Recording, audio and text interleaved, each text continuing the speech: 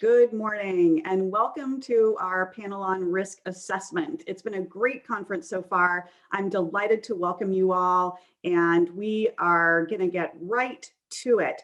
As we all know in this business, any occupancy or use of floodplains entails a level of risk, but actions can be taken to mitigate either the probability or the consequences of use of our floodplains or both. But first, in order to manage risk, we have to understand it. We have to be able to measure it. So our topic for this panel is on risk assessment. And I'm delighted to welcome our experts who are going to talk with us about these issues through the lens of their work and their practice. So let's get going. I'm going to introduce our panel and invite you all to be asking questions through Slido, even during the presentations, so that we can get right to your questions as our speakers wrap up. First up, we have Casey Zuzak, who is a senior risk analyst for HAZUS and the Natural Hazards Risk Assessment Program at FEMA. The program provides natural hazard risk assessment data, tools, and analyses to support FEMA's strategic goals in the development of risk communication. Casey has worked with FEMA since 2011 and is one of our fellow geographers with credentials from the University of South Carolina. I'm delighted to turn it over to you, Casey. Good afternoon, everyone, and thanks for joining the presentation on the National Risk Index. The National Risk Index, or NRI, is a way for us to discover the landscape of natural hazard risk across the country. My name is Casey Zuzak, and I'm the Senior Risk Analyst within the FEMA's Risk Management Directorate and lead for the National Risk Index.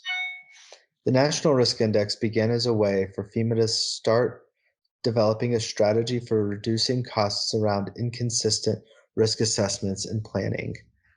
The NRI provides a pre-calculated top-down approach to establishing a baseline for risk and risk assessment across the country. This allows for us to quickly identify areas of high return on investment for mitigation projects, as well as reducing inconsistent risk assessment and costs associated with risk assessments throughout the country to support community planners in the prioritization of mitigation action. The National Risk Index is free and provides a consistent and comprehensive risk assessment for 18 different natural hazards, as well as a mechanism for us to talk about social equity through our social vulnerability and community resilience components. Nothing like this at this scale has existed before.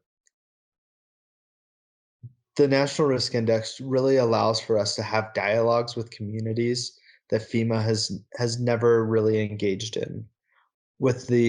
Through the floodplain mapping program, we engage a lot of communities in the adoption of FEMA floodplain maps, and most of those conversations are centered around flood and flood risk.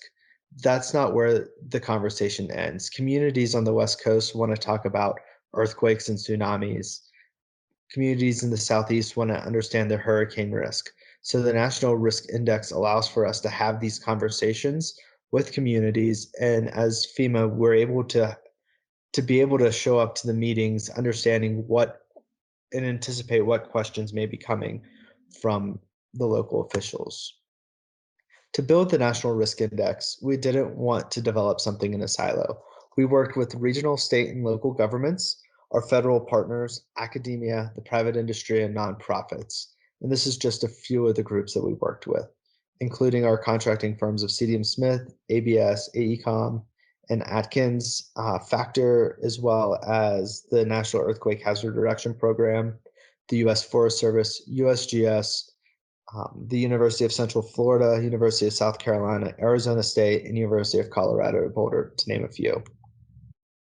To select the natural hazards, we worked with the Natural Hazards Working Group and reviewed the 50 state mitigation plans. Here, we did a quick frequency analysis to understand which hazards were most often profiled. Any hazard that occurred in at least 50% of the state mitigation plans or was a regional significant event like volcanoes, tsunamis, or hurricanes, we felt it was important to include in the NRI because most of these hazards have a large-scale impact across the country. We also had a work group that was focused around social vulnerability and community resilience. This working group allowed for us to first understand if it was important to include one or both factors, and second, provide recommendations for indices to use for these. The work group centered around that we should include both social vulnerability and community resilience into the National Risk Index, as social vulnerability helps us understand potential disproportionate impacts to communities based upon demographic information and demographics and the community makeup. And for the resilience component, it allows for us to understand differences in recovery from an event. For the social vulnerability component, we leveraged the SOVI index or social vulnerability index from the University of South Carolina. And for the resilience component, we leveraged its complementary baseline resilience indicators for communities, or BRIC index.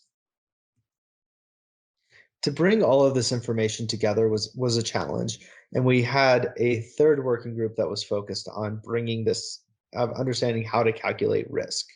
For the National Risk Index, we define our risk as the product of expected annual loss, social vulnerability, and the inverse of community resilience, where expected annual loss is defined as the product of the natural hazard exposure, hazard frequency, and historic loss ratio.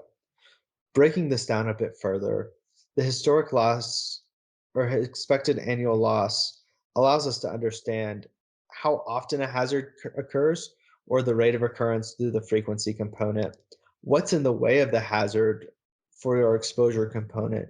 And we calculate that for three different factors: for property value, people in terms of fatalities, and agriculture. For our agriculture component, we include both livestock and crops. And our third component is a historic loss ratio. And this allows us to understand what percent of property, people, and agriculture have historically been lost in a given area by a hazard.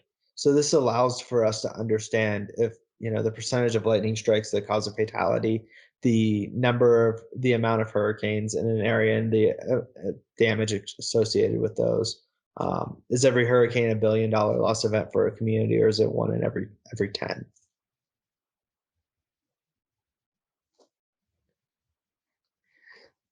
We also calculate the EAL for agriculture, and we do that for 5 hazards.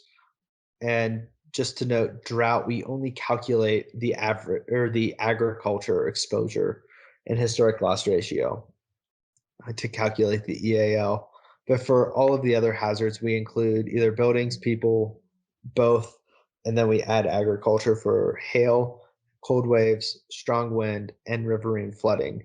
And over on the left-hand side, you can see how we bring those together. So we have a base frequency for each of the 18 hazards, and then we multiply it by the 3 different components, exposure components. One thing to note is when we provide the National Risk Index risk scores, it provides a relative risk.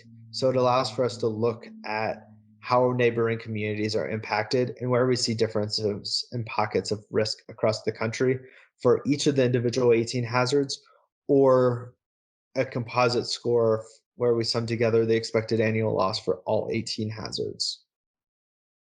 We provide separate expected annual loss scores, which is expressed as an annualized dollar value, a social vulnerability score, and a community resilience score. And again, in our current phase 1 application, we only are able to share the composite risk score, composite expected annual loss score, or the sum of all 18 hazards, and then the social vulnerability and community resilience factors. The score is really important because it allows for us to understand the relative position of a community's risks given all the other components in its neighboring communities. Every risk score is provided as a qualitative ranking. So it's either very high, which is the darkest reds, to very low, which is the darkest blues, with relatively moderate is the yellow in the middle. There are no specific numerical values associated with the risk score, but there are expected annual loss, annualized dollar values, which are are actual values based upon the exposure, frequency, and the historic losses in the NRI. This is a snapshot of the final product, where in the left-hand column, we see the expected annual loss rating, or that annualized dollar of expected loss. On the right-hand column, we see the NRI rating, or what happens when we apply social vulnerability or community resilience components. The top row defines both of those as the county level, and the bottom is at the census tract level. And as a reminder, anywhere in dark red is where we see the highest risk for the natural hazards, and dark blue is the lower risk. And there's a wide variety of stakeholders associated with the National Risk Index. Anything the NRI can be used to inform long-term community recovery, help encourage communities to communicate risk through multiple engagements and forums.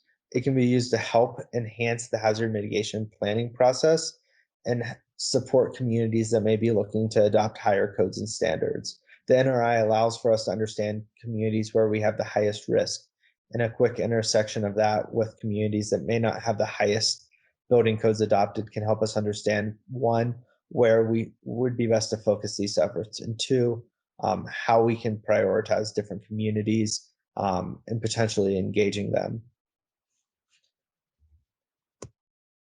The release of the National Risk Index in November 2016, we've made all of the data in the NRI publicly available. Sorry, that was November 2020. We released the National Risk Index, and we made all of the data publicly available through our online application, which is available at fema.gov/NRI. This summer, we will be releasing the full application. Here, we allow users 4 enhancements, and the first is we'll be providing robust information of how we calculated every component of the NRI. Right now, it's just profiled in our detailed technical documentation, but this, in the full application, will be adding it to the actual website itself. The second enhancement is around the data visualization pieces, or the mapping component. Users will be able to view each of the individual 18 hazards and their expected annual loss score, as well as the composite the risk score for those hazards. So right now in the app, you can only view the composite scores, and here now you can look at each of the individual 18 hazard layers, so you can understand what hazard may be driving the risk and how to mitigate or buy down your risk. The third component is we allow users now to create reports, and the reporting functionality allows the user to create a report for either a county, a census tract, or multiple counties or census tracts.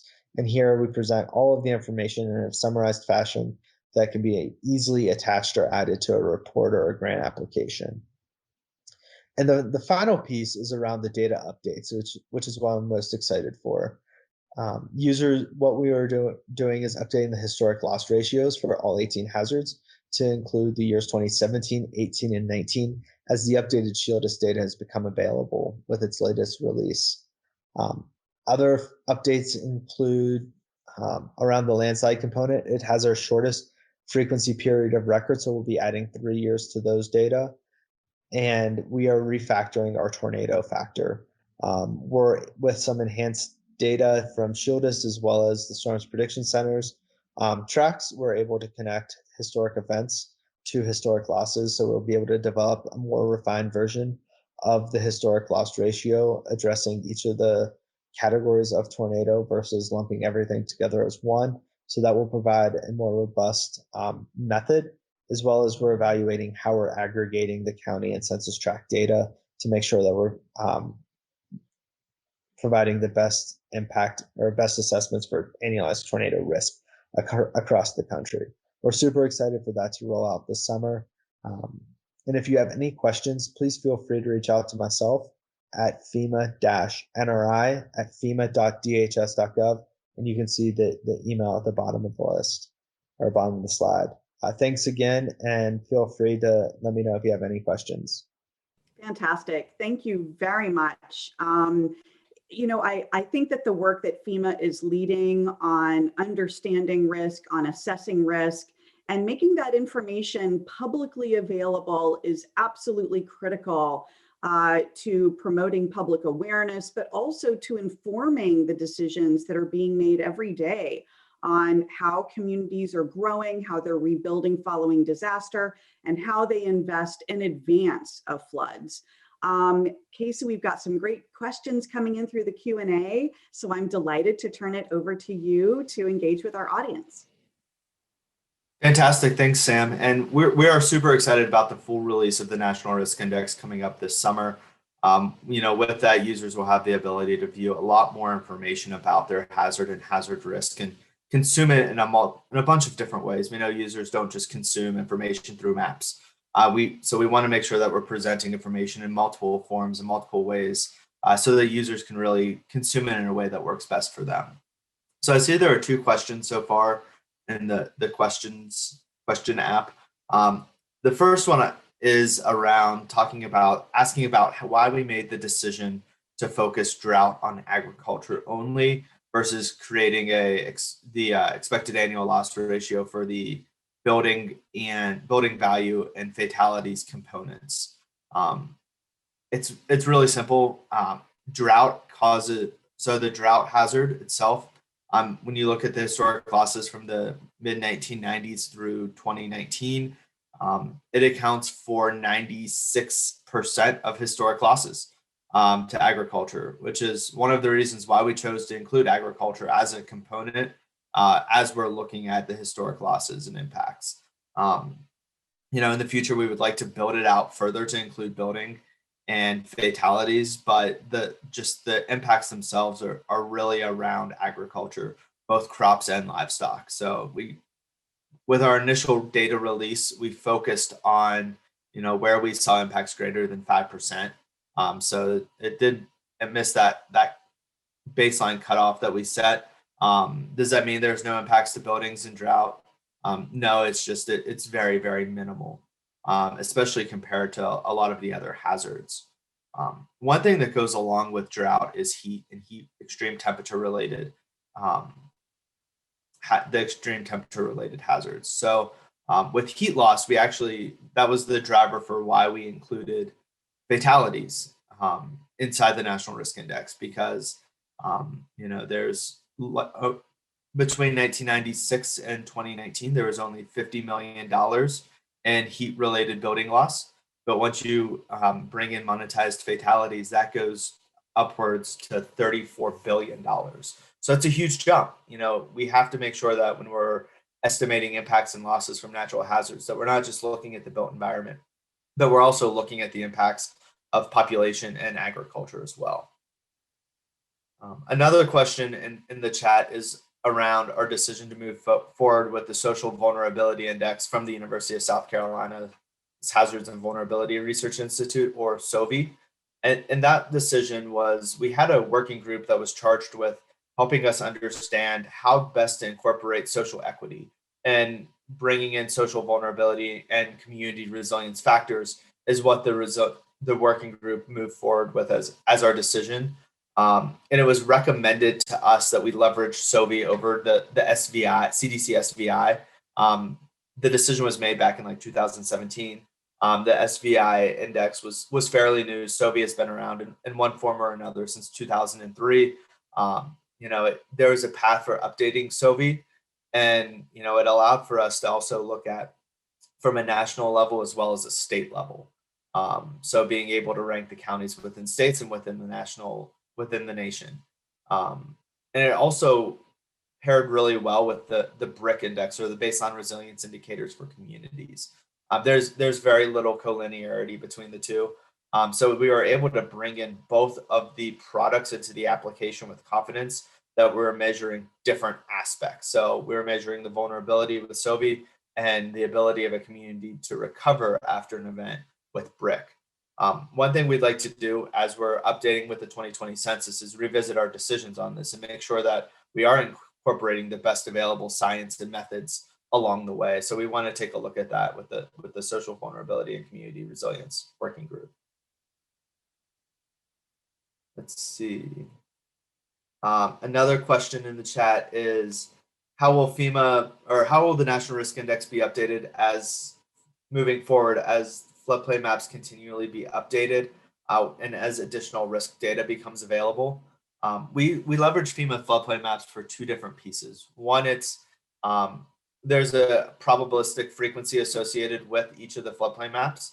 So we bring that in where we have those data available for either the 100-year 1% annual chance or the 500-year 0.2% annual chance. And we also use those to help define exposure or what's potentially in the way of a flood where we have those data available. We also leverage NCEI, or the National Center for Environmental Information. It used to be the National Climatic Data Center. They provide a lot of historic information around flood losses and flood impacts. So we're able to leverage that data to support some of the frequency development as well. Let's see. Is it possible to get a copy of the presentation slides? Absolutely. I'm happy to make the presentation available to anyone who's interested. I think I need to reply in the chat here, but I can drop the link to the FEMA National Risk Index as well as our email address. Feel free to reach out if you guys have any questions on that afterwards, or if I'm not able to get to everyone's questions now. And while the next presentation is showing, I'll figure out how to best share that information with everyone. Let's see. How will the NRI be updated? Okay, got that one. Let's see. Thus far, does the NRI reflect principally historic experiences? As of right now, yes. We leveraged historic information for a majority of the hazards to come up with the frequency. A couple hazards like earthquake, wildfire, and flood, we do leverage some probabilistic data sets, and we bring in NOAA's sea level data into our sea level rise data into our coastal flooding component. Is there room to explore future conditions? Absolutely. And it's really being able to look at it from two different aspects. One is climate change, and how is that changing hazard frequency and susceptible areas to different hazards? And the second is really understanding how are we changing our building practices related to these hazards? Are we actually making changes? Are we building in hazardous areas? And if we're looking at future conditions and climate change data for 2040, we want to make sure that we're looking at a built environment that also reflects what those potential changes could look like, in addition to what the hazard environment looks like as well. So that's just some other things that we're considering as we're building out the NRI into the future. Let's see. I apologize if I missed this. Yes, so Maggie, absolutely. That is one of the things that we're super excited for, is that in the full application rollout, which is coming this summer, users will have the ability to look at the NRI score, or what happens when we bring the social vulnerability, community resilience, and expected annual loss components together for all 18 hazards, or look at together or individually. So users will have the ability to explore, coastal flooding, riverine flooding, hurricanes, landslides, tsunami, wildfire, whatever other hazards that you guys are interested in of the 18 that we cover. And then same thing for the expected annual loss. So the EAL component, users will be able to look at either some together or each of the hazards individually. So that, like I said, that will be coming out this summer. And then we also provide all of our data for download in both CSV, so non-geospatial, or geospatial formats, if that's what works for you. We also provide it as GIS services, so you can bring it directly into any type of application. We also provide shape files, and we'll be providing file geodatabases as well for users. And within those, users have access to the frequency layers, our exposure layers, all of the interim data to recreate our type of analyses as well. So we're super excited by making the data public. And then can you talk more about the expected level of use for this tool? Do you anticipate this will factor into the review of FEMA grant applications like BRIC? As of right now, the National Risk Index is another tool in a user's tool belt. You can use it to help understand more about, at a local level of prioritizing projects, understanding areas where you may have a higher return on mitigation investments, If you have two projects that are the same cost and same benefits, does one impact an area that non-traditional benefits would be increased? Does it mitigate a socially vulnerable area from a natural hazard? So tools like the National Risk Index and our complementary RAPT tool, or the Risk Analysis Preparedness tool from FEMA's National Preparedness Directorate, can be used to really help understand, where do we have the highest risk to natural hazards and what's in the way of the hazards. The NRI does a great job of establishing a baseline for natural hazard risk, where the RAP tool does a great job of bringing in 100 plus HIFIELD, which is the Homeland Security Information Portals, open data into a platform to understand where do we have the highest risks from natural hazards and what's in the way of the hazard. So is it critical infrastructure in the floodplain that's driving the risk? Is it populations, that different populations that may be exposed? Is it a wealth or ethnicity or race or age or gender type of issue that could be driving one's risk to natural hazards? So both tools work really complementary, and there's links between both in the applications. So I'm getting the wrap up, so I'll go ahead and stop there. If there are any questions, I'll go ahead and drop our email and link to the National Risk Index in one of the chats. So thanks again, and thanks for moderating, Sam, and I'm always happy to answer any questions and talk more about the National Risk Index. Fantastic. Well done. And such great information. I think a lot of folks are really excited about the National Risk Index, and obviously a lot of really strong interest in the ways that it can be used and ways that it can be enhanced and expanded and applied going forward. Moving along, I am delighted to introduce our next speaker. Matt Hutchins is the services lead and senior risk analyst for FernLeaf Interactive, a climate technology and consulting firm out of Asheville, North Carolina. Matt has more than a decade of experience supporting groups and communities in planning and making informed decisions regarding climate risk and vulnerability, as well as resilience plan development. He has specialized experience in quantitative resilience assessments using GIS and FernLeaf's proprietary unique tool, AccelAdapt, to assist decision makers in developing climate adaptation and mitigation plans. Matt was part of the team that developed NOAA's Climate Resilience Toolkit. And among the communities that Matt has worked with on climate plans include Charleston, Palm Beach County, and Tallahassee in Florida, and Asheville, North Carolina. Matt has a master's degree from University of North Carolina and is a member of the American Society of Adaptation Professionals. I'm delighted to turn it over to you, Matt. Hi, my name is Matt Hutchins.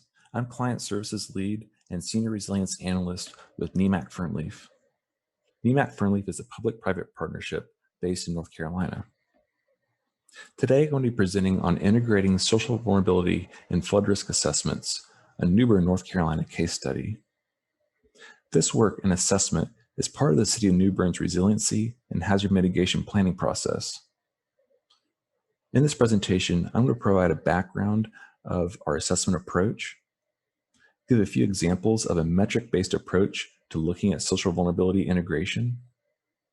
I'll talk a little bit about informing targeted strategies using this information, and also provide a distinction between social vulnerability integration and social equity. And at the end, I'll also provide a few additional resources we found helpful in working with communities. I also want to recognize my colleague, Ashka Patel, who's our group's resilience specialist, and she's played an integral role in every piece of this work. So the purpose of the assessment with the City of New Bern is to provide a resource to inform strategies and actions. It builds on and integrates with other city planning efforts, uses an assessment framework to understand both vulnerability and risk, and it's solutions oriented and informs targeted use of limited resources.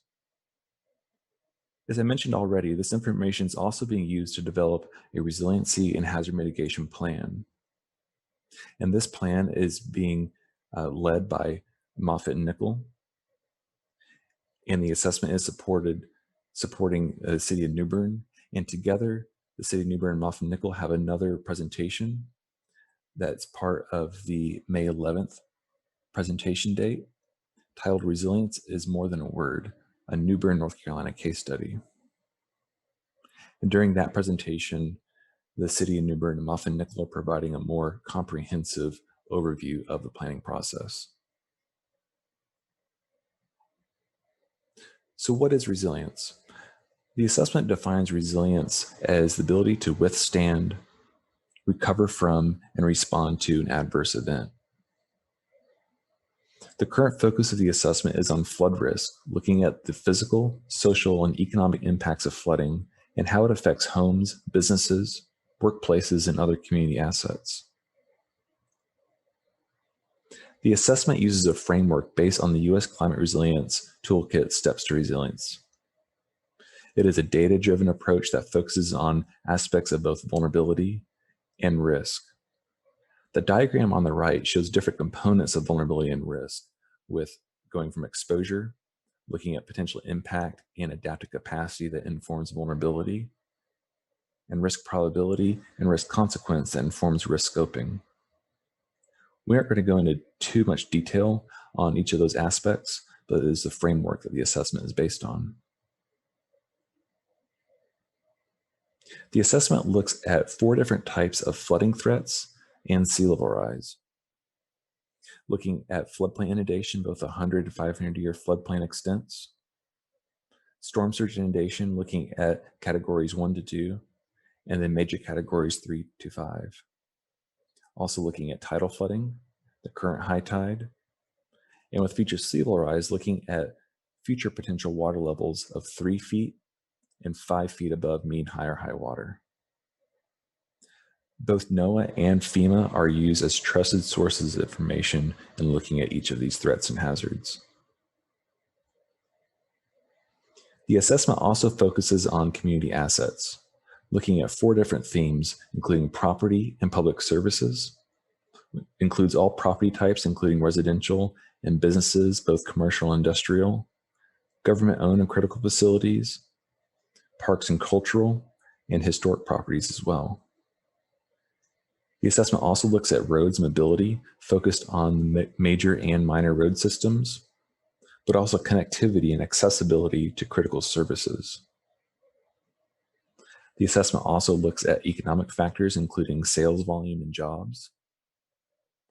And all of these community assets, looking at the resources and services that these community assets provide. So it really comes down to people. And so the assessment looks at sensitive populations, but also critical community assets such as public housing and food, SNAP retailers, and food infrastructure. The assessment framework looks at exposure, but then looks at differential, vulnerability, and risk.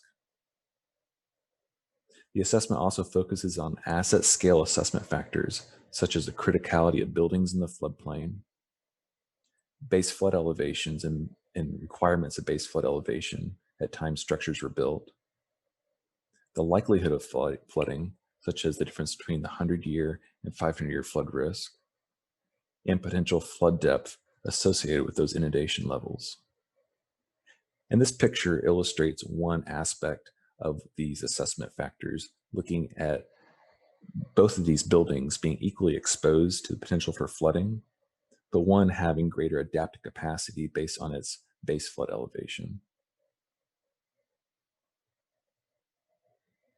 So for each of these community assets, the assessment looks at levels of vulnerability and risk. This table looks at the results of vulnerability and risk for 3 asset categories, looking at commercial and industrial, residential, and critical facilities. For each of those, you can see here 3 different results for 3 different types of flood risk. Looking at floodplain inundation, the 100 and 500 year, for example, for commercial and industrial, 110 properties of commercial industrial type being highly vulnerable and at risk. That's 11% of commercial and industrial properties throughout the study area.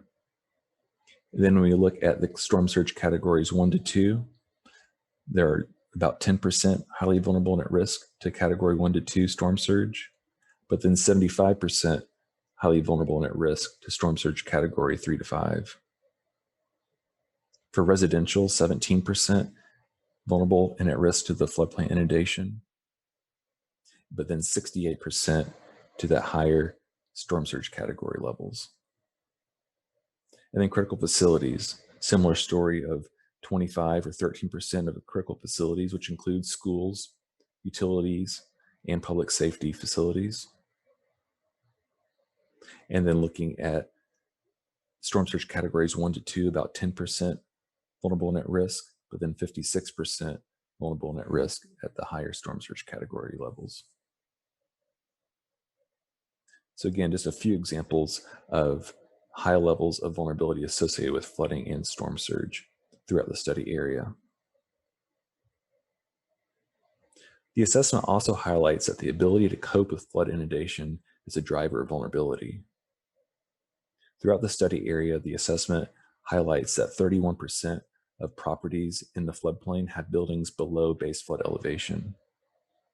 The graphic at the right shows the proportion of all of the properties that are prone to floodplain inundation, that are exposed to flooding, and the dark green are showing the proportion that are below base flood elevation.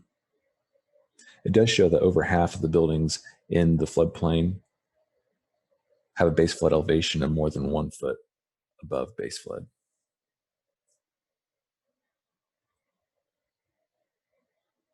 The assessment also identifies that vulnerability to tidal flooding is currently low, but could increase with sea level rise. So the graphic here, the line chart, is showing the current level of tidal flooding and then future water levels, and showing the potential increase of vulnerability. And this is showing the percent of assets that are vulnerable. The assessment highlights that potential inaccessible roads and property is a key vulnerability. And you can see that there in the yellow line of inaccessible minor roads, and the green line, the percent vulnerable properties that are potentially inaccessible. And then the red line, the residential properties vulnerable, and then commercial industrial in the blue. The time ranges indicate potential timing of potential tidal flooding and more persistent inundation based on NOAA high to intermediate low scenario projections. So far we've talked about built environment vulnerability. And the question here is, what does it mean to integrate social vulnerability in climate vulnerability assessments? So before we look at some examples of that, it's important to recognize a few key limitations. One is that data and metrics for social vulnerability can be integrated, but will have inherent limitations, especially when it comes down to robustness of spatial scales and resolutions, but also that it requires an understanding of historical context and drivers of social vulnerability in the community. But some of the outcomes of integrating social vulnerability using a metric-based approach is that it can help to identify disparities in impacts and to help understand challenges and burdens residents face. But it's important to recognize that this metric-based approach is only one way of understanding vulnerability of this type. Other methods of understanding vulnerability is looking at community engagement and community outreach, for example. But also this metric-based approach can help inform targeted and equitable strategies. And we'll talk a little bit more about that. Some of this information, these limitations, come from the Georgetown Climate Center's Equitable Adaptation Toolkit, which is a wealth of resources where you can find more detail. The assessment uses social vulnerability metrics to understand vulnerability and disproportionate impacts in 3 primary ways. First is looking at co-occurrence of physical and social vulnerability using metrics such as the Social Vulnerability Index and other socioeconomic metrics. The image on the right shows the 4 main themes that go into the CDC's Social Vulnerability Index, looking at socioeconomic status, household composition, disability, minority status and language, and housing type and transportation. And all 4 of these informing an overall vulnerability index. That's just one example index. The second way of looking at vulnerability metrics is how they connect to community stressors. And the third is looking and identifying potential loss or disruption to community resources and services. And we'll look at a couple examples of these. So the first example here is looking at co-occurrence of physical and social vulnerability. The map here is showing a map of the study area for the assessment. And the areas on the map show the census block groups that make up the study area. The city of New Bern downtown area is there in the middle part of the map there. The dark red areas on the map are showing for residential property and vulnerability to flooding, including the 100 and 500-year inundation extents. And the dark red is showing where between about 44 to 80% of the residential properties in the dark red areas are highly vulnerable and at risk. Throughout the entire study area, the assessment identifies about 17% of all residential properties being highly vulnerable and at risk.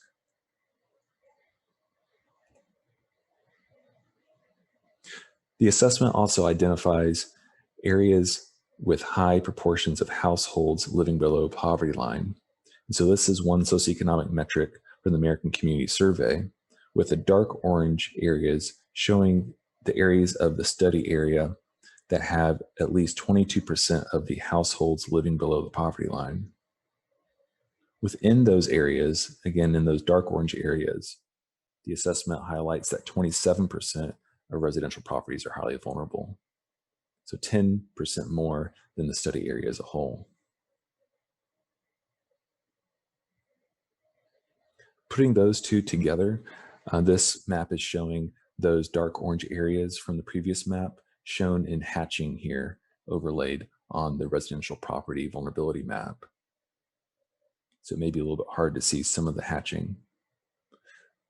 But in a few of those neighborhood areas, they're between 30 to up to 68% of residential vulnerability in 3 of those neighborhood areas pointed out there.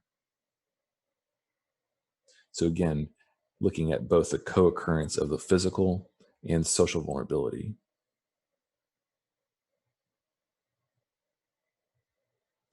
Another example is to look at community stressors. So community stressors can be related to aspects of economic opportunity, threat of displacement, stressors related to housing affordability. And the assessment recognizes that climate events can exacerbate these types of community stressors. First, we can see from the previous few slides that residents are disproportionately impacted in some of the areas that have higher socioeconomic stress. But also that in areas with lower climate vulnerability, so in areas that don't have as much current climate vulnerability, they may be areas that experience greater pressures in terms of housing affordability or have potential for displacement in some of those areas due to being areas of lower vulnerability as well. So there's just a couple examples to think about how community stressors are exacerbated by climate events.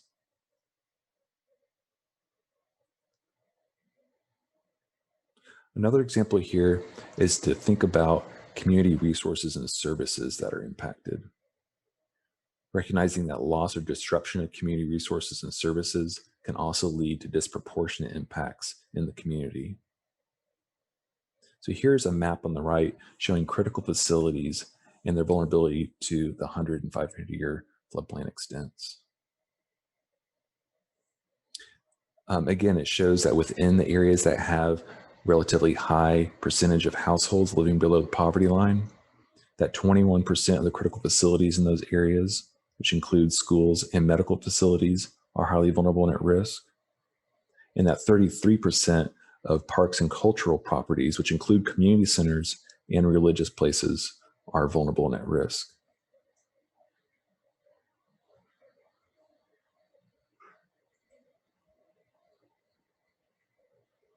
So this type of information and looking at the co-occurrence, thinking about the community stressors, and also how community resources and critical services are impacted can help inform targeted strategies for building resilience. The map on the right shows different neighborhood areas, and this assessment information can be summarized according to key issues across different neighborhood areas, recognizing there are different types of vulnerabilities in different areas of the study area.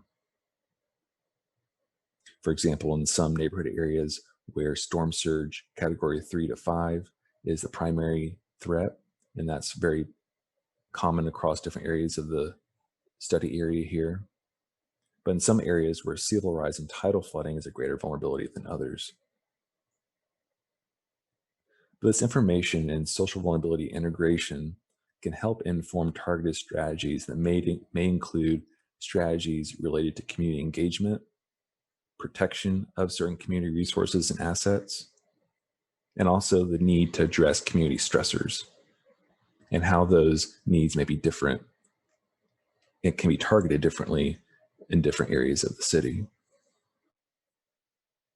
We also thought it would be important to highlight the distinction between social vulnerability integration and social equity. Social vulnerability integration using a metric-based approach can provide a way of understanding vulnerability and risk and disproportionate impacts, as we talked about in this presentation. However, communities are also looking to incorporate equity into their resilience planning and implementation. A lot of great work by organizations and communities look at two aspects of social equity goals and strategies and thinking about how those can be designed to focus on two main aspects. First, looking at procedural equity. These are strategies that look at understanding how those who are most affected can have a voice in the planning and decision process. These are strategies where community engagement can be designed to account for underrepresentation or barriers to participation. This often requires building trust and relationships over time. The second is looking at substantive, equitable outcomes. These are strategies that look at how investments in resilience are distributed with disproportionate impacts in mind and focusing on areas with unequal burdens. This includes strategies that address the drivers of social vulnerability and disproportionate impacts, such as a lack of economic opportunity, housing insecurity, and other stressors. These two definitions and aspects come from the Georgetown Climate Center's Equitable Adaptation Toolkit. We also wanted to provide a few additional resources on social equity frameworks that we've found helpful in working with communities. There's several frameworks here, such as the Georgetown Climate Center's toolkit that we've talked about a couple times here, but also the APA's Planning for Equity Policy Guide, and several other frameworks as well. There are also community practices and examples that look at frameworks for social equity design. And here's one example on the right from the Portland and Multnomah County, Oregon's Climate Action Through Equity Report, where they identified several criteria for considering social equity in their strategy design, such as looking at disproportionate impacts, but also accessibility, engagement, and capacity building.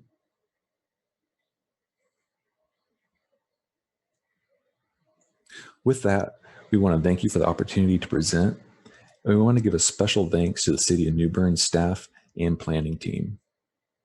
Thank you. Great, thank you very much. It's incredible to see that kind of application at community scale and the way that these tools can be tailored to local community dynamics, to priorities, and to risk appetite. So I will invite the audience to weigh in, and this is your opportunity to ask questions for Matt. While the audience is weighing in, we're not seeing any questions in the queue quite yet. Matt, I'd like to ask a question if I might, maybe get things underway. But as you went about this work, I'd like to understand and really give you the opportunity to expand on the sorts of distinctions between thinking about social vulnerability versus thinking about equity. You might say a little bit more about that, and we're starting to get our first questions into the queue. Great, thanks, Sam. That's a great question. And at the end there, kind of pointed to some resources that we found helpful in our work with communities to make that distinction between assessing social vulnerability and developing strategies that focus on social equity. And so I think that's something that's an important distinction that we try to make. And highlight that there's the two types, obviously procedural, and then the outcomes related to how you think about designing those strategies. And so a lot of what we've seen as the role that the assessments can provide is to provide that view of disproportionate impacts in those ways to help inform and really target those strategies that can have an equity, social equity component to them.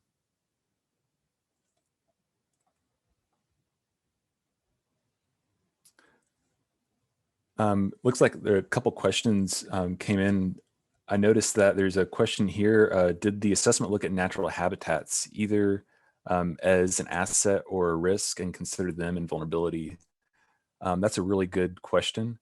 The assessment did look at natural habitats mostly as an asset. So it did consider them in the assessment in terms of where natural areas are exposed to flooding, realizing natural areas in floodplains are often a good thing. And so the assessment, and we don't really highlight the strategy component of this plan, but really looked at natural areas in the nature-based solutions aspect of strategies that can be targeted for building resilience.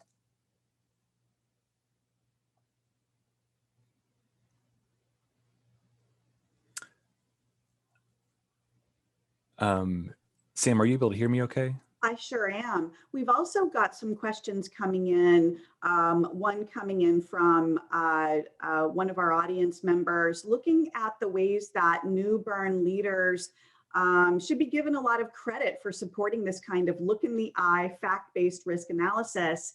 Our questioner asks, how has the city engaged all its residents to ponder collective action to address these vulnerabilities? And is that dialogue happening now? Definitely, yeah. There's in the other presentation with the city and Moffett Nickel provided on Tuesday, they presented, there's a big component of community engagement as part of this project and plan.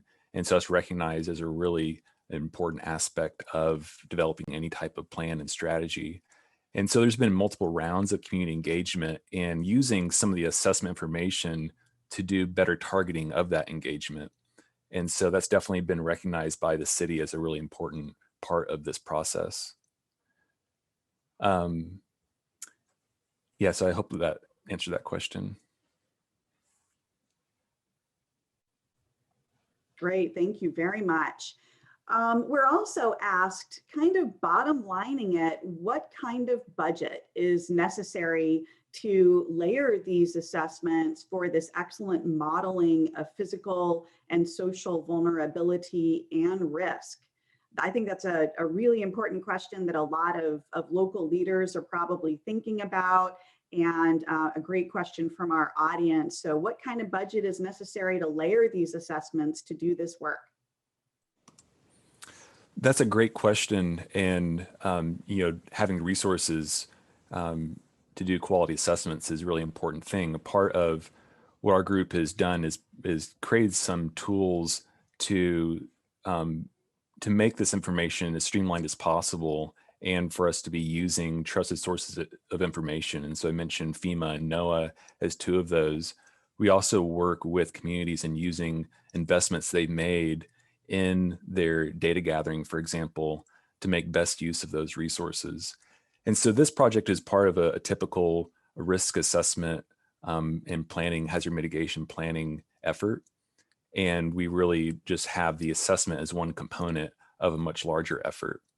And so I don't know if that helps to answer, as far as budgetary standpoint, pretty typical type of risk assessment process that this project was supported by. Great, thank you very much. We're also asked whether a copy of the suggested resources on social equity integration from the second to last slide, whether that can be made available to the audience. Maybe you could drop a link or other resources into the chat for the audience. And we've got a few minutes left, so I'll encourage folks to get any more questions in. Oh, yeah, ooh, they're coming in fast. Here we go. And while I get those transferred in, Matt, if you'd like to drop a link or other information on social equity integration into the Slido.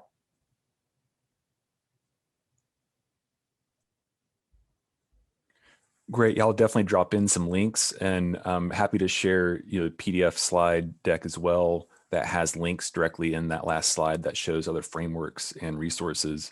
And that's a really good point, an important point, that there are so many great resources out there and frameworks that communities are using and that organizations have developed. And so, yeah, I'll definitely drop in a few links to this chat as well here in just a few minutes. Great. We're also being asked whether, as a follow-up to the nature-based solutions and habitats look, did you see any correlation between habitat areas and social vulnerability areas? Great question. Yes, that's a really good question. Catherine, the answer is yes. And so there's a definite connection between especially some tidal flooding areas and tidal creeks and socially vulnerable areas in the study area that we focused on. And so the nature-based solutions aspect has started exploring whether there's opportunities in leveraging those natural areas and resources to mitigate not just current flooding risk, but also future flood risk as well. So that's a great question.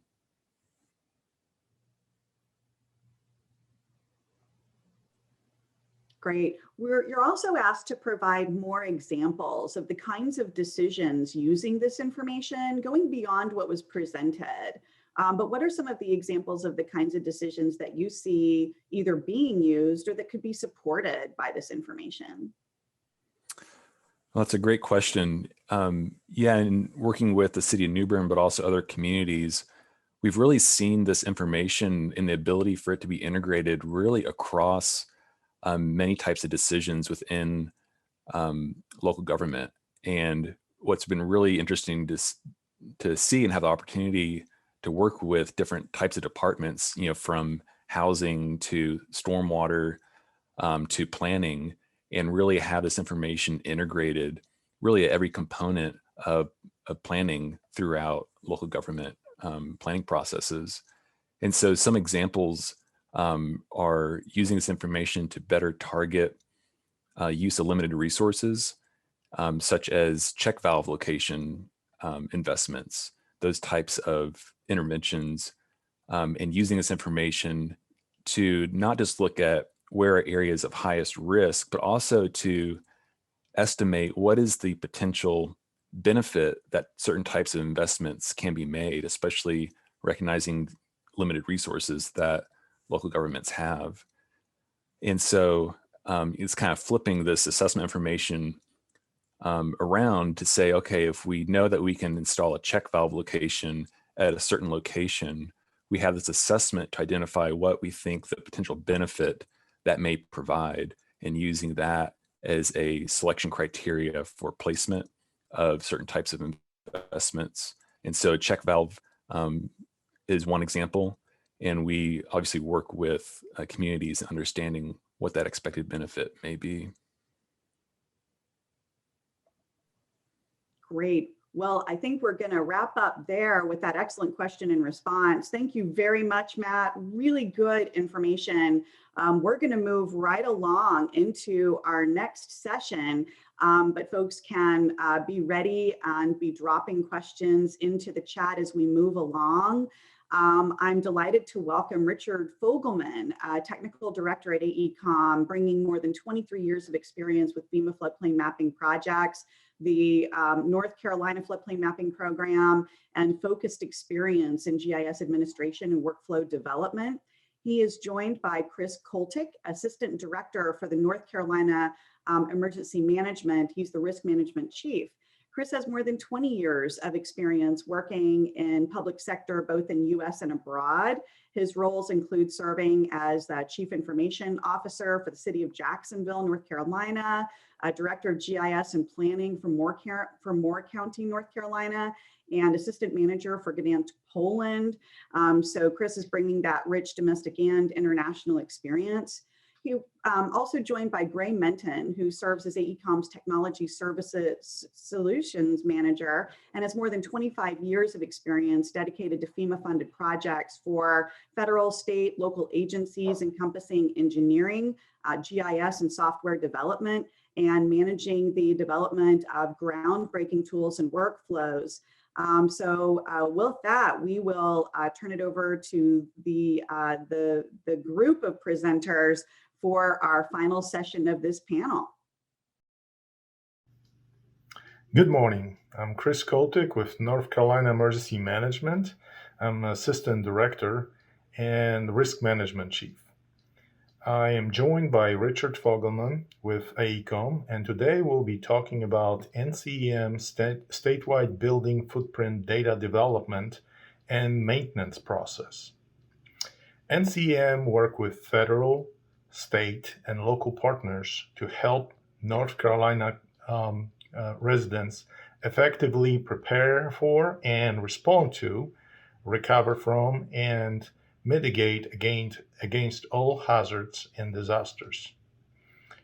In 2000, North Carolina was designated Cooperative Technical Partner state with FEMA, formalizing an agreement between FEMA and the state to modernize flood maps. This partnership resulted in creation of North Carolina Floodplain Mapping Program. Through the NCFMP, the state has conducted flood hazard analysis, producing updated digital floodplain mapping data for over 17,000 limited detailed study miles and 7,500 detailed study miles for riverine-based studies, and over 3,000 miles in detailed coastal studies. In addition to flood studies, in 2010, NCEM began cataloging other digital natural hazards data, such as levee and dam failure, wildfire, earthquake, and tornado and wind hazards. During that time, NCEM also began the development of building footprint data resources. From that work, NCEM now has GIS dataset with over 5 million building footprints. Using NCEM digital hazard data mapping resources, we can utilize these building footprint data to perform natural hazard-based risk assessments on built environment. The goal of these assessments is to identify risk-based hazard mitigation and recovery projects for structures that are most likely to be impacted in the greatest anticipated damages throughout the state. These building level risk assessments are used for planning, emergency response, and recovery efforts, and they are also shared with local communities throughout GIS web-based applications for communication and non-regulatory risk products. The building footprint data have become a vital resource for many NCEM risk initiatives.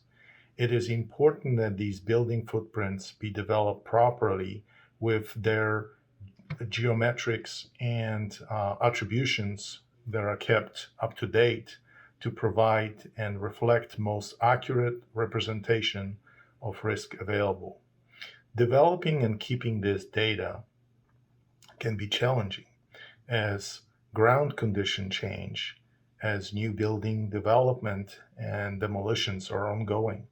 Support data inputs for attributions are being updated at the county and municipal levels daily. New hazard-based studies are ongoing across the state. NCEM has established a process for development and update of building footprint geometries and application for attribution to reflect federal, county, and municipal information for use in natural hazard-based risk assessments. I'll now turn to Richard to describe the process. Great. Thanks for that great information, Chris. And today, as we get through the agenda here, we're first going to do a high-level review of the NCEM risk data processes. We're going to look at how NCEM utilizes these building data, and also going to look at the processes used for the development of the building data and the update of that data as well. So this high-level process overview, NCEM develops and acquires hazard-based information as well as built environment information, and they intersect those two resources to determine impacts that go straight into risk assessments. And that information is communicated through websites as well as other NCEM risk initiatives. As Chris mentioned before, there are about 5 million building footprints across the state right now that have been ran through these processes and have risk assessments on them. And those building footprint data can be seen in many of the NCEM risk applications, such as the Flood Risk Information System, the flood.nc.gov website. They're on FEMA, the Flood Inundation Mapping and Alert Network site. They're used within the Sarah Dams, the State Emergency Response application. The RMT, the Risk Management Tool for Mitigation, as well as the SHRIMP program, the School Risk Management Plan. And they'll be also visible in the Advisory Floods website as well that's forthcoming. So in addition to the applications that these data are used in, they're also a critical part of NC emergency operations. They were used for during Hurricane Matthew in 2016, Hurricane Florence in 2018, and Hurricane Dorian in 2019, not only for building level risk assessment, but for planning and analysis through broad analyses, such as the creation of hotspot maps for the impact analysis, so the number of buildings being impacted by a storm, as well as hotspot maps to depict damage assessments and dollar damages. So as you can see, a lot of this data has become a crucial part of NCEM systems, and it needs to be developed properly and kept up to date. So let's get right into the building footprint data development process.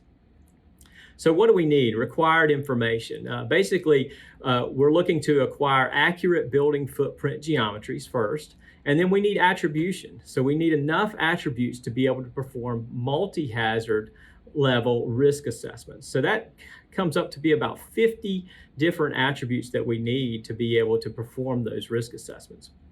So where does that data come from? Well, the building footprint geometries can be county supplied. They can be derived from aerial imagery. And most recently, we've been getting QL2 LiDAR-derived building footprints. Where do the attributes come from? Well, they come from a myriad of sources: field collection, county-supplied parcel data, as well as census block data from HAZIS. And there's also economic data and critical facilities and assets data that get applied from NCEM. With such varied attribute sources, we tag those sources with confidence levels so that we can tell what the most accurate information is as it's imparted onto the building footprint. And incidentally, as the level of detail goes up with these data sources, the availability goes down. So let's take field-derived data, for example. It's our most accurate data set, but it's limited to collection within the flood hazard areas. So it costs a little more to collect field-derived data than to derive information from the other sources. So as field-derived data is collected, the crews go out into the field and they collect finished floor elevations with laser inclinometers or side scan LiDAR techniques. They also get a photo file of the structure that that's in question, and they collect as many of the attributes as we need from line of sight from the right of way. So we get occupancy type, building type, foundation types, number of stories, and many other attributes that go into the risk assessment. So within that field-derived data, though, we're only collecting about 10 of the attributes out of the 50 that we potentially would need. So we impart other attribute resources as well, such as tax parcel data. So that could be considered our secondary source of information.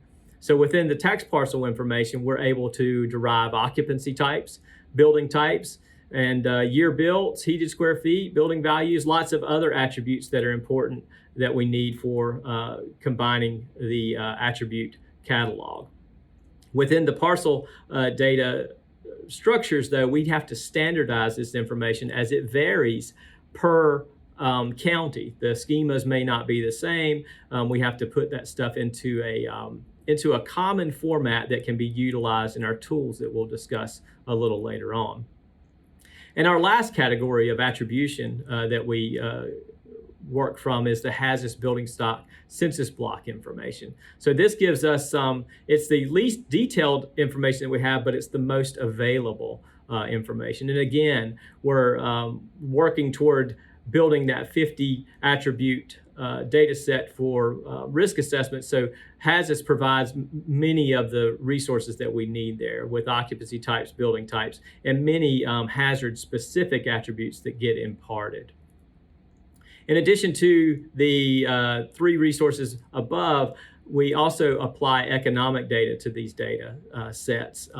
So we pinpoint the most economically viable buildings within the state and tag them. And we do the same tagging with critical facilities and assets information as well. So we locate things like fire stations, police stations, hospitals, power plants, so on and so forth within the data set. And once we have all of that information compiled within those separate attribution source categories, we go through a process called conflation. Conflation basically takes that information and it wraps it up and puts it and imparts it onto the building footprint itself. So within the conflation routine, we use the best data where available. We track those data sources that are being used, and we assign confidence intervals to all of the attributes. So here's a picture of the conflation tool. As you can see, the inputs are the building footprint layer with the field-derived data on it, the parcel layer, as well as the block information that we've prepared. And the first 3 tabs on the conflation tool there are QC processes. So we check things like geometry and attribute inputs to make sure that the conflation process goes cleanly. Within conflation process, the characteristics of the buildings are distributed in an order of dependence and consider other related characteristics for the attributions. Refinement factors are applied where possible to more accurately distribute this information. So for example, for foundation types, those can be refined and estimated based off of an occupancy type and the difference between the highest adjacent grade and the lowest adjacent grade. Now, a lot of these building footprint attribution techniques are documented within issue paper number 14, the developing building footprint data for risk assessment that is in the NCEM files there. So kind of give you a better picture of conflation, you can see this one building footprint on the screen here, and you can see that it has many attributes from different data sources to compile its needed 50 for the risk assessments that we're going for. Within that, a relative confidence value is assigned to each source. So as you can see here, the field survey data is a high confidence of 5, and the other data sources trickle down to lower confidence values. And then all the footprints maintain information about the source of data within each field. Each building has an associated confidence interval calculated based on the list of contributing attributes. So for the building that we're looking at here on screen in terms of the attribution table, it's got many different data resources going into it, and through those confidence levels, we have determined that this is about a 3.65 weighted confidence, which is good quality on our scale because it contains both field and high confidence parcel information. So at the end of the conflation process here, we have a data set that has all of the attribution needed for us to be able to move into the risk assessment phase. So, and that's where we take the conflated information and we pair it up with the hazard information to determine those impacts. So we have basically a hazard value or impacts assignment tool that runs some of this GIS-based intersections. So if you see the yellow building on the screen there, it's intersected with the actually the 1% annual chance flood, and we can determine that there's about 4.2 feet of water within that hazard value column down there in blue above the finished floor elevation for this structure. So once we have those impacts determined, we can go into the risk assessment process. So within the risk assessment process, we use the damage calculation tool from the iRisk workflow tools. It basically takes the conflated information with the hazard impacts put on it, and it runs the risk assessment. And what we get from that risk assessment is a % damage for the multi-recurrence interval hazards, as well as a dollar damage on those structures that can be used for risk communication. So now let's move on to the building footprint data maintenance process. So as Chris mentioned earlier, infrastructure development is ongoing. External support for the data inputs are updated daily, like the parcel data and things like that. Hazard-based studies are ongoing across the state. So what we get when we actually run through these processes is a snapshot in time, and these information do need to be updated periodically. So we run into 3 categories for maintenance. We can update due to building footprint geometry changes, footprint attribution changes, as well as update based off new hazard impacts. So let's look at the building footprint geometry update process. So we need to identify new construction. We need to identify buildings that are removed from the data set or demolished. And we also need to identify buildings with significant change or modifications. So as we look at new construction here, we do some GIS-based analysis that takes the new data, the QL2 LiDAR building footprint data per se, and intersects that with the existing building footprint data. And where there are no intersections, we can flag those buildings as being potential new candidates to be added to the data set. As you can see in the capture below, the new buildings are the red, and the existing buildings are the green, and those red buildings are new to the information. In order to identify buildings that are removed from the data set, we do the inverse. We take the existing building footprint data and we intersect that with the new input data. And wherever there's not an intersection, we can flag these building footprints as potential demolition or mark them within the data set to verify as well. Where there are attributions or actually intersections that occur between the 2 building footprints data sets, we identify buildings with significant changes or modifications. So we determine a threshold of change between the 2 data sets, and we make modifications as appropriate. So as you can see on screen here, the buildings in green are the existing buildings, the buildings in red outline are the new, and we would modify these building geometries to get them up to date to reflect current ground conditions. So the quality of the geometric inputs here is super important. So within that QL2 LiDAR building footprint file, we need those geometries to be verified and quality controlled, because if there's information missing from that data, it can result in false positives within the information, and we can waste a lot of time tracking information that does not need to be updated or is wrong. So quality of the geometric inputs is pretty crucial before we start this task.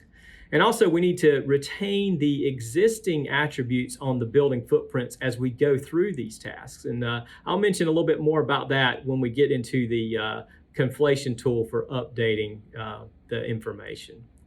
So our next category for building footprint maintenance is the attribution updates. So this process here mirrors pretty similarly the data development process that we discussed earlier. So we're basically in the business of going back out and putting any kind of updated support data into place. So if you have field-derived information that needs to be captured, well, we can go out in the field and impart that onto the building footprint. We also recollect tax parcel information as needed and updated census block or CIKR or assets data, economic data. We compile those data sets as we did before, and then we go in and put those into our tools. So just quickly, a quick look at some tax parcel updates here. So the existing parcels are in blue and the new parcels are in yellow. So this would be a significant update that we'd want to get along with the building footprint data to put into our new data sets to have this as a resource. So once we have acquired all of that updated data, we've modified the geometries as appropriate, we've gotten the attribution recompiled, and we go back into the conflation tool. And we rerun the attribute impartation so that we can get the updated information on the buildings. And earlier I mentioned the fact that we hold on to the attribution through the geometry process for those existing buildings. And this is where that's important, as the conflation tool will not overwrite higher level data with lesser detailed information. So where we have things like field derived information or research derived information, the conflation tool will not overwrite that with, let's say, parcel or HAZIS based information. And what that does is it keeps our most valuable or costly data resources in place so that we don't overwrite that those items. So the last requirement for data maintenance is hazard impact updates. So again, there's constant studies going on within the state for floodplain data. And if there's hazard data changes for any of the other hazards that Chris mentioned earlier, we want to impart those impacts onto this updated information that we have. So again, we would go back through, similar to the data development process, and run the hazard value assignment here and get all of this information cataloged with those impacts. And then once we have that information, again, we would go back through the risk assessment calculation process so that we can take all of our updated information and run new building risk assessments with damage percentages and dollar damage losses catalog there. So once we have all of that updated information compiled, we're able to submit that to the NCEM and get that back into their system. And then that information can go back out onto the websites for display and communication within the to the citizens of North Carolina.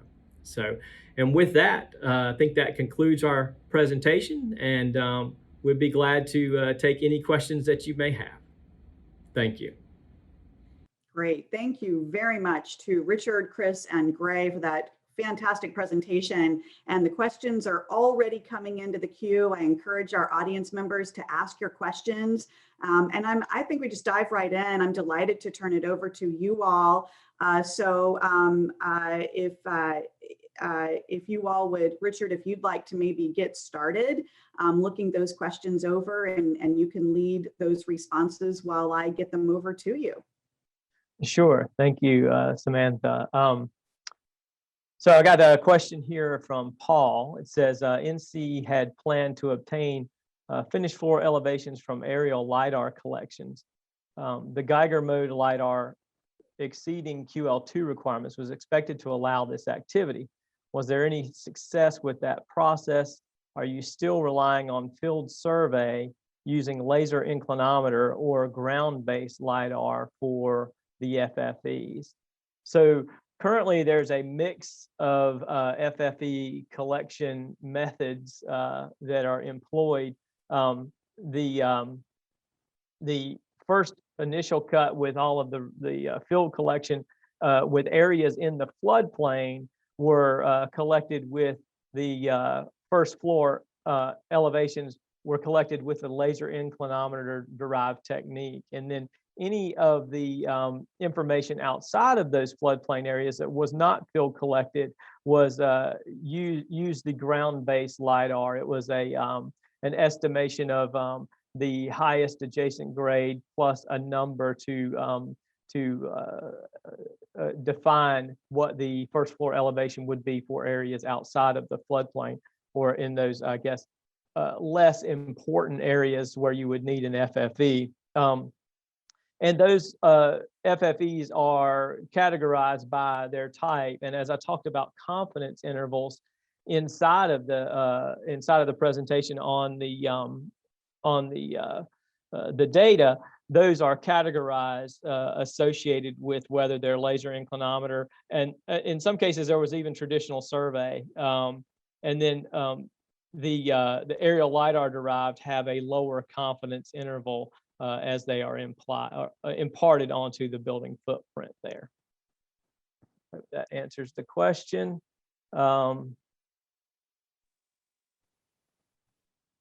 So let's see, I have one from David Conrad here. It says, Richard and Chris, has there been a continuing coordination effort among NC governments to keep the building data quality high and up to date? Is there general agreement on data attributes that should be reported and collected, say with building changes, or is this somewhat randomly managed? Hey, David, Richard, I can take that if you want. Sure thing. Go ahead, Chris. Good morning, everybody.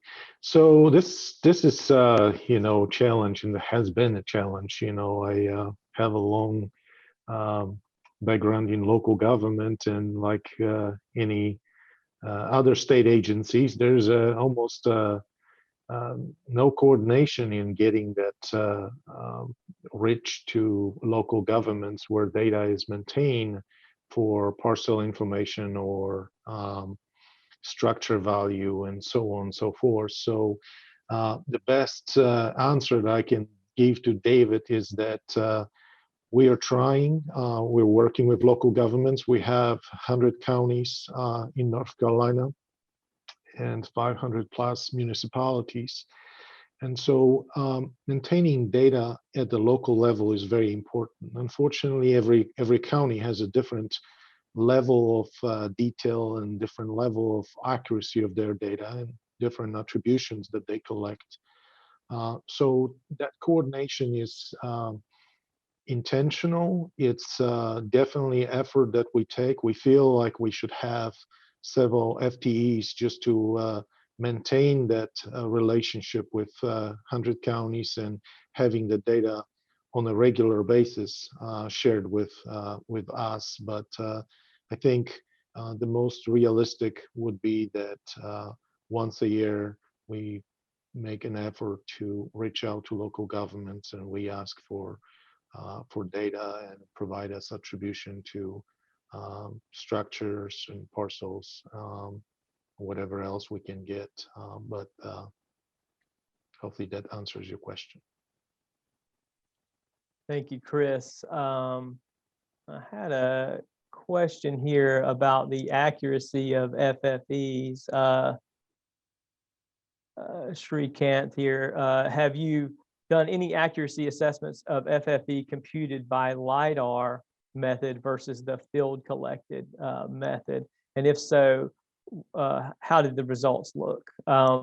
So in terms of comparing the aerial LiDAR derived FFE in terms of accuracy, there was a lot of study that went into that, and there was basically based off of the error that we were receiving, we basically came up with a consistent number, like I said, outside the floodplain to be able to apply that finished floor elevation based off of the HAG.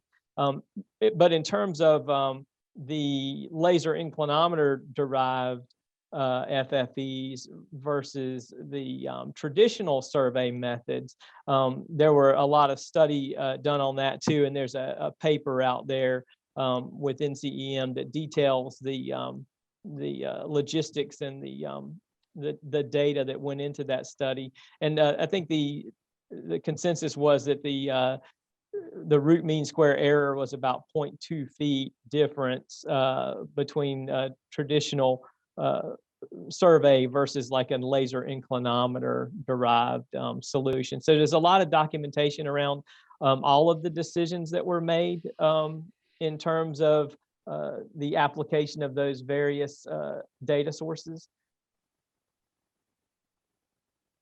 Okay.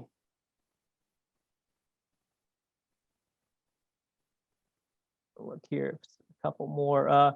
how do you track changes to the source data sets, the hazard, parcel, economic data, et cetera, and what is the frequency of building footprint updates?